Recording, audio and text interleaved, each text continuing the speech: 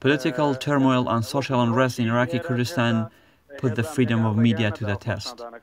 The U.S. State Department, in its latest report on the situation of human rights in Iraq and Kurdistan, shows a long list of attacks on journalists and media organizations.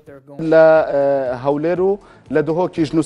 the recent developments, when anti-government protests broke out in several towns in Kurdistan, the offices of NRT and KNN TV channels in Erbil and Duhok were shut down by the security forces, and their staff were briefly arrested. Also, the office of Rudaw TV channel in Suleimania was attacked during the demonstrations.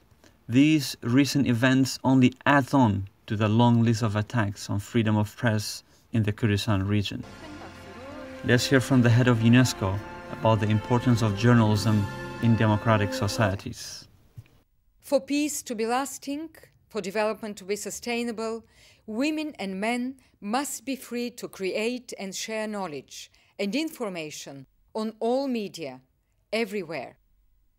Quality journalism allows citizens to make informed decisions about their society's development and to check injustice, corruption, and the abuse of power.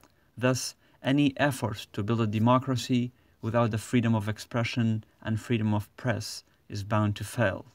Regarding the recent attacks on journalists in Kurdistan, Anthony Borden, director of Institute for War and Peace Reporting, IWPR, told us, well, our solidarity goes out to our friends in the Iraqi media who are under attack and stress, and it just shows the difficulty and danger of working in this profession.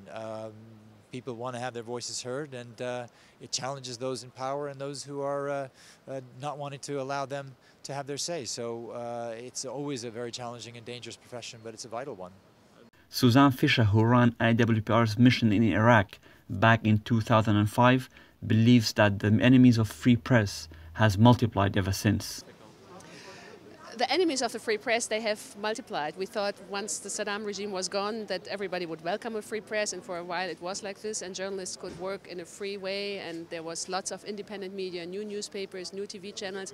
But now everybody wants to control or even destroy the media in Iraq. It's really, really difficult. It's supposed to be safe, but to a certain extent it never was. I mean, it was always better than in the rest of Iraq, but there have always been attacks on journalists. There have been journalists who were killed in the Kurdish region, journalists who were critic of the government there. So it's a little bit better than in other places, but it's still far from free and independent and ideal. While NRT is still denied access to work in Erbil and Duhok, answering the question of whether there is a free media in Kurdistan does not need a pause.